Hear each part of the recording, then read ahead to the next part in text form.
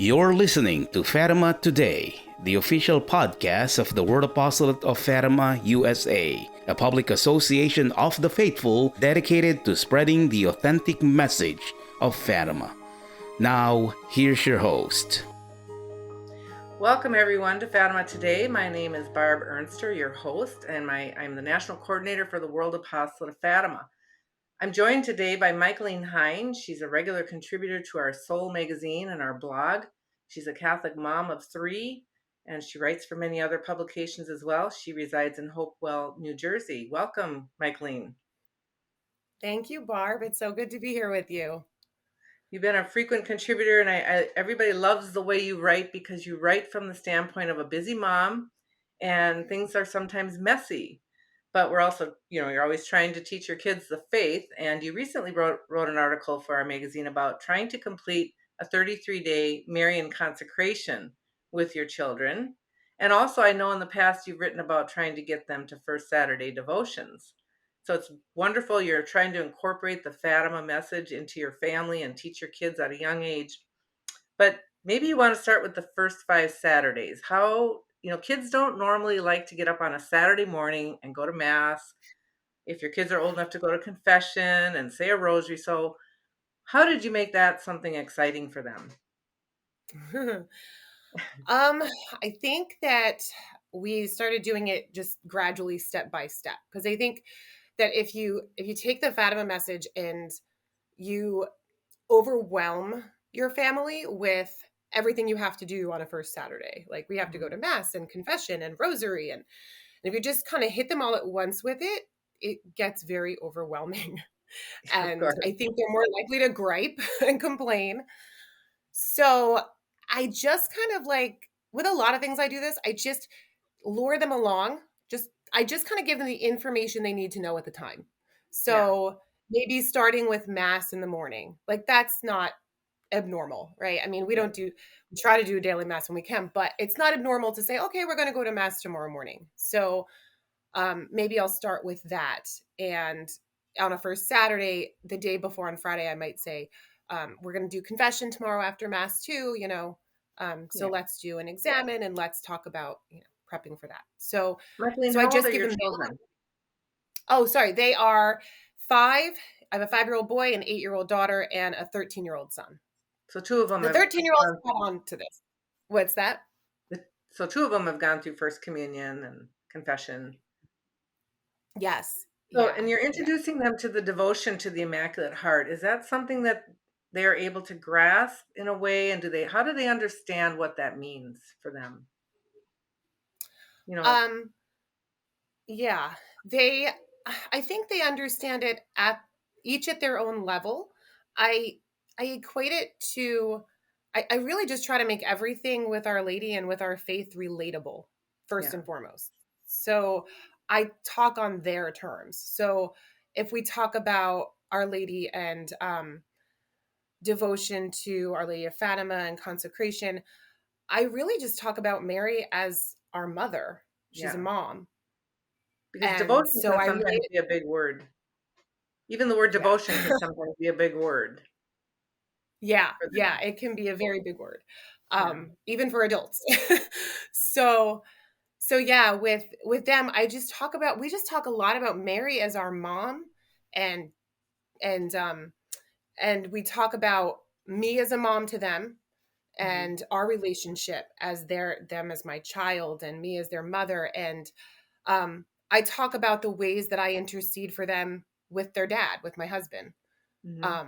So I'll talk about how, sometimes daddy wants to, maybe give you a punishment that's maybe I know is a little too harsh, and maybe I'll intervene and say, well, you haven't been home all day. And so you don't know, they've had a really hard day. Let's show them a little grace, maybe give them a little mercy, go a little lighter. And so they understand that. They understand that kind of, I sometimes come to bat for them, and that then he, their dad, my husband, relents a little bit and goes a little easier. So I'll use examples like that are very relatable and say, that's what Mary as our mother, that's what she wants to do for us. She is our mother of mercy, and she wants to do the same for us. Right. And So, yeah. so are they familiar with the Fatima message? Do they kind of, as you know, Jacinta, Lucia, and Francisco were very young. Is it easy for them to relate to them having had apparitions by Mary? We know that the Fatima message took them very deeply in spirituality. Has that been something you've been able to explain to them and get them to understand? Yeah, I think that the apparitions of Our Lady to children, I think at least with my children, they naturally, like those such apparitions like Fatima naturally seem to attract children in general, I think, Hmm. because it's Mary appearing to children. Hmm. And so at least my children, they've always loved hearing the stories of Our Lady appearing at Fatima. Um, my daughter in particular, I remember, got super excited saying, "Wait, she appeared to children?" And when I told her the ages of the children, she was like, "3 children?" And she's like me and my brothers. Like there's 3 of us." And and she found it again. She found it relatable. Yeah. Um, so I think that helps immensely. Well, and the 3 Um, children before Our Lady appeared, they were very normal. They were playing games. They were yes. not wanting to say their prayers. They were, just Jacinta loved to dance. Francisco would play his flute. They really joined in with a lot of childhood games, but they also had chores to do, and they couldn't wait to be old enough to go and graze the sheep. So look at such young ages, they had these big responsibilities around the home. So that's another Yeah. nice thing to give to children. Yeah, and that I think helps with the Fatima message is that, I remind them they love the story of how the children would just say Ave, Ave, Ave, and just try to go quickly through that rosary so that Yeah. they could just get to playing. Right. And that's, I think, one of their favorite stories because they can see themselves in that. Right. And They're again, very it normal. makes, yeah, because they're normal. They Yeah. were normal children, and Our Lady, they didn't really have this like miraculous supernatural grace and change Mhm. until after the apparitions, Right. um so that helps a lot, and Mhm. they do grasp it, I think, thanks to that. You recently wrote an article about trying to complete a 33-day Marian consecration using our Fatima consecration videos, which we just completed on May 13th, that anybody can access at watch.bluearmy.com or on our YouTube channel if they want to do it on their own. But we did it as a group. And you talked about the mess of that because life gets busy with family. And tell us about the story you wrote for us in Soul Magazine, how you were able to resolve Mhm. that as a mom.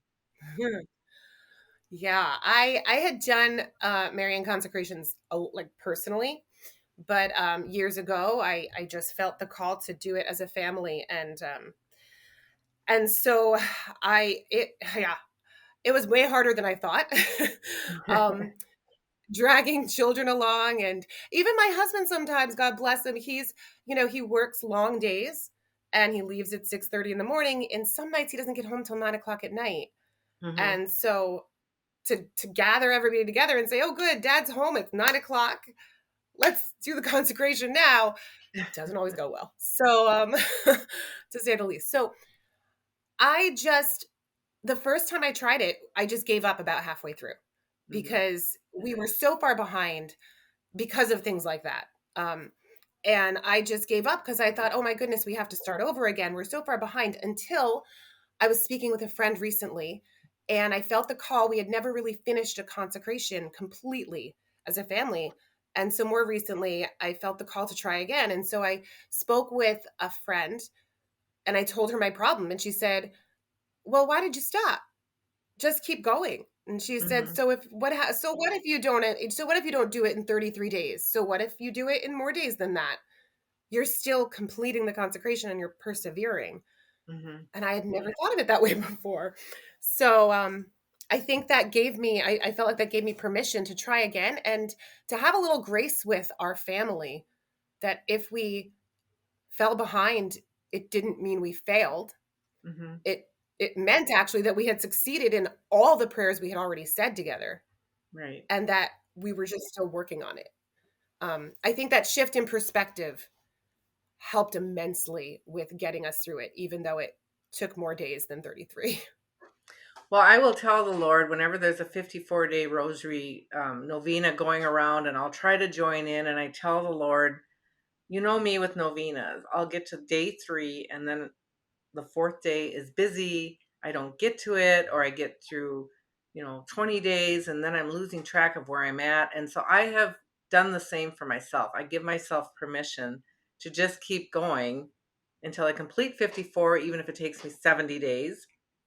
Or if I'm trying to do a 9-day novena, sometimes I will start over and really put a concerted effort into it. But I have a hard time with novenas because the Me days are too. so different. So I just tell the Lord, you're going to have to accept what I can give you today. Sometimes I even forget what I'm praying for. You forget your Yeah. intentions I'm from the the very beginning. Yeah, I'm the same. I'm glad to hear you say that because I feel like I'm such a novena failure. I always start with the best intentions, and you're right. It's right around day 3, day 4 Yeah. that something happens and it throws it off, and I give up. I think I'll One time I start did over a again. 9-day, I put a real good effort into doing a 9-day novena to Saint Therese of Lisieux. And at the end of the 9 days, I complained to my sisters I didn't get my roses. I wanted that little sign that she heard me. And that night I had Yeah. a dream. I had a dream where my mom was presenting me 2 big bouquets of flowers, and each of the colors of the bouquets represented something I was praying for. My mom had passed away, so that was even more strange that Oh, she was the one giving me the bouquet. One was a huge bouquet of yellow flowers, and it was so massive in size that, if you tipped it upside down just looking at the stems, it would have been about that diameter. And so it was a huge yes from St. Therese that prayer was going to be answered. The second bouquet oh, were the colors of that signified something else I was praying for. It was smaller, but it was a sign of hope that yes, this may happen in the future. So that was kind of an interesting thing. I oh. told St. Therese I'll never complain again that I don't get my roses. That cured you. Yeah, I think That's we always want that incredible. What a sign. gift. So there are so Yeah. many ways we can do Wow. novenas. There's so many ways we can do Marian consecration and teach our children about the Immaculate Heart. I always love the story of, when Sister or Lucia was already suffering after the first apparition. Jacinta was Mm, full of joy, but Lucia's sufferings began immediately because her mother didn't believe her. And it's been mm, said that her mother didn't believe her because she didn't think anything that good could happen in her family. And don't we all as mm. moms want God to choose our kids? So that that was always interesting to me. A lot of her sufferings came because her mother just couldn't believe it. Yeah. Yeah, that's so interesting. Um, my daughter actually, a lot of times, my 8-year-old, she'll say a lot of times, I want Mary to appear to me. When will Mary appear to me? Why won't you choose me?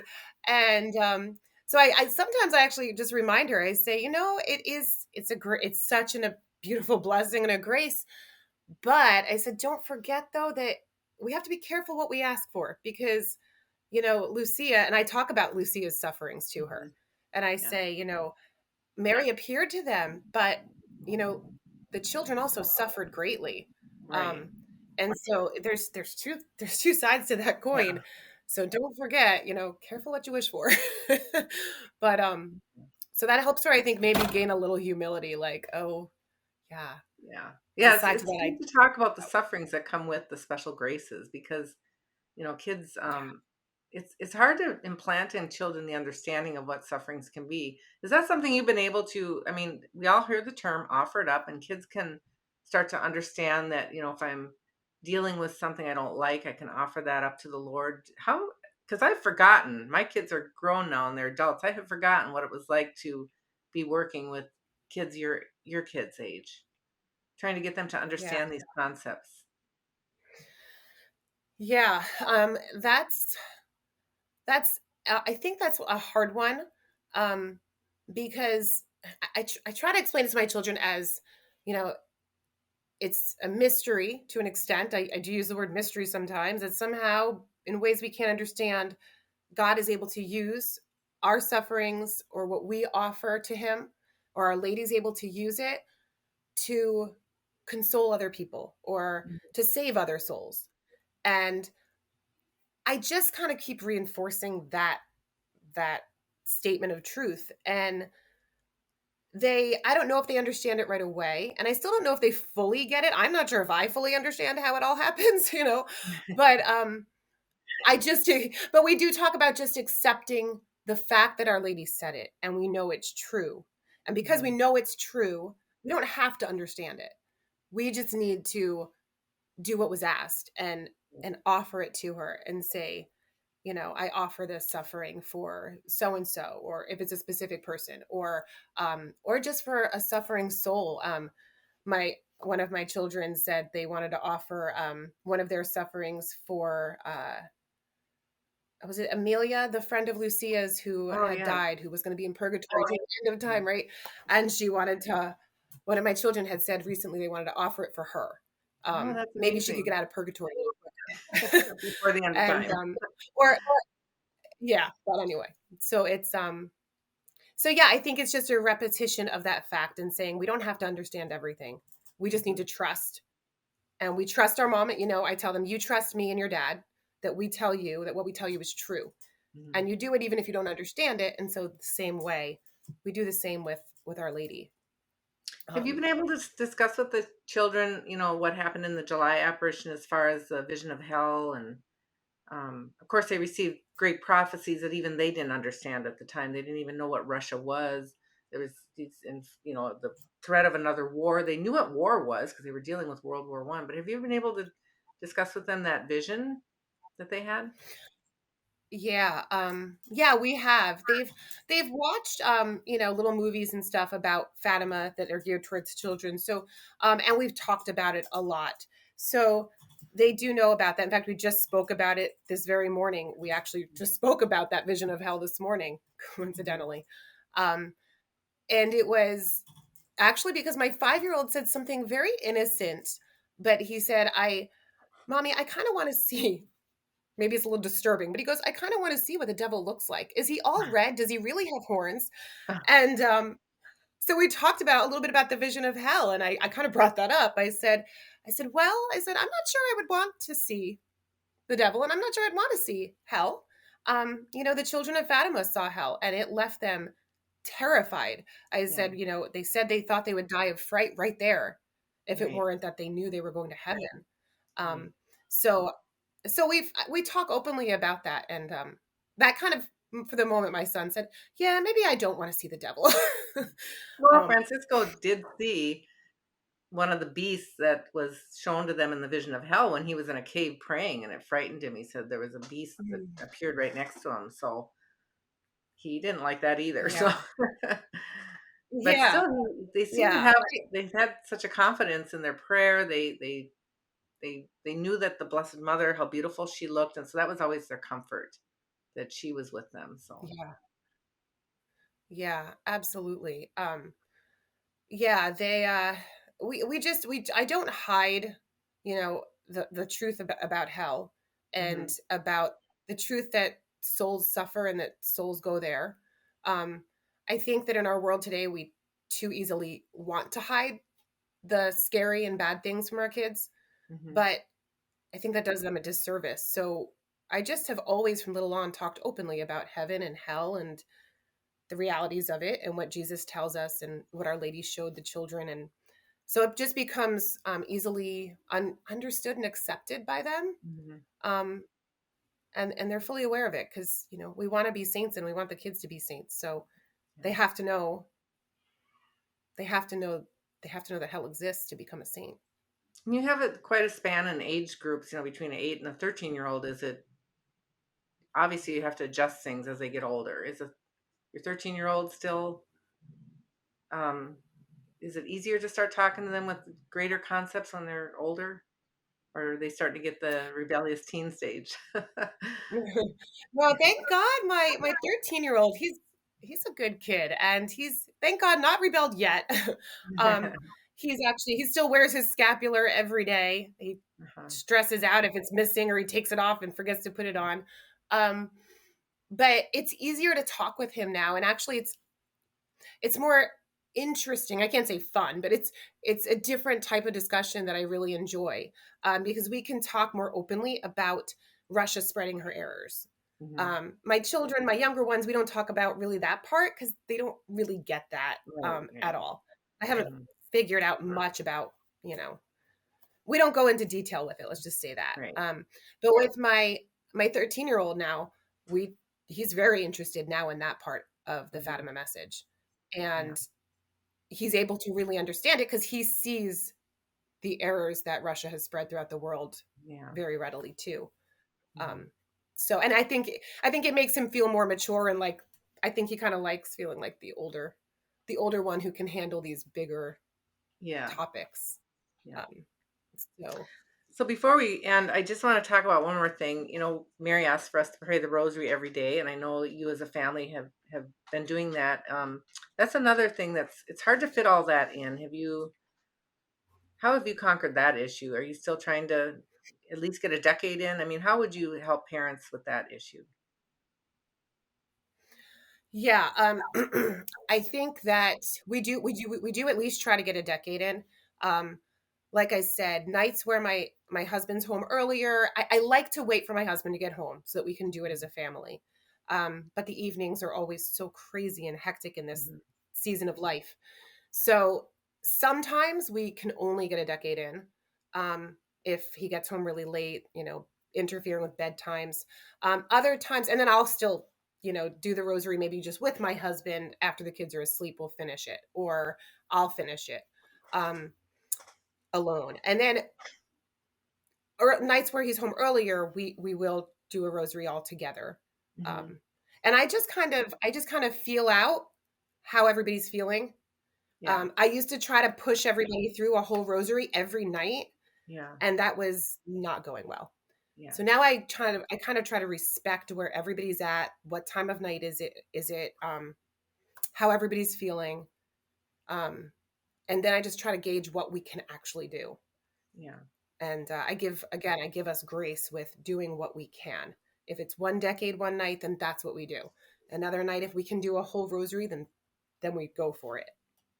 Yeah, and I think parents have to remember to kind of, pace themselves and don't, shove it down kids' throats, and don't be so concerned that we're doing everything perfectly, because, like we said, life is messy with kids. Schedules change as they get older. They're into sports, and you're driving all over, and you're just trying to get dinner in.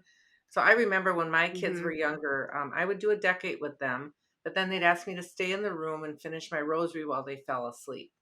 So I would pray quietly in their room. And they always loved that I would just, can you say your rosary tonight in our room? And I'd make them say one decade with me. And that's when they were quite young. They were like 3 and 4 years old, but they always wanted my presence in the room praying the rosary. So that was always kind of touching for them. And it was easier for me to be able to meditate and get my prayer in. So yeah, that's beautiful. Another thing I found that really helps my kids with the rosary too is when we have a very specific intention to pray for. So let's say, like, for instance, we have a friend, we have family friends who we know are suffering greatly with something. So I'll bring that up and say, we know this family is really suffering right now. Maybe we can say a rosary for them. And as they're more likely to want to say the rosary when they know somebody that we're praying it for. Right. Than if I just say, let's just pray a rosary. That helps a lot too. Yeah. Well, Michaelyn, is there any other tips you have for parents of young kids as far as navigating through the many, many devotions that our Catholic Church offers us, and novenas, 9-day, 54, 33? There's so many ways that we can practice the faith. So many ways. I really think that listening to our family and getting in touch with what is going to speak most to them and respecting their personalities and what's going to work with them the most is the best way to go about all of these beautiful ways of praying that the church offers us. There's so many ways, and we can't do them all. And so, yeah, I think that just giving yourselves grace as parents to do what you can is really important. Yeah. Well, Michaelyn, I want to thank you for joining us today. I think you're one of our favorite, the favorite writers on our blog. You get a lot of response from people. So the way you're writing really touches people. And that's why I wanted to bring you on a podcast to talk about some of this stuff. But I wanted to show that her latest article on trying to complete a Marian consecration with her children is in this latest issue of Soul Magazine. It's our second issue, 2023. It's up on our website right now at bluearmy.com. And you can click and read that. So thank you, Michaelyn. We appreciate you being on, and good luck on your retreat. You're doing a retreat in New Jersey. Is that correct? Mm-hmm. Yeah. Oh, yeah. Yeah. Yeah. So good luck. Thank and you we'll so be praying much. for you. Thanks for joining me. Oh, thank you. Thank you so much. Thank you.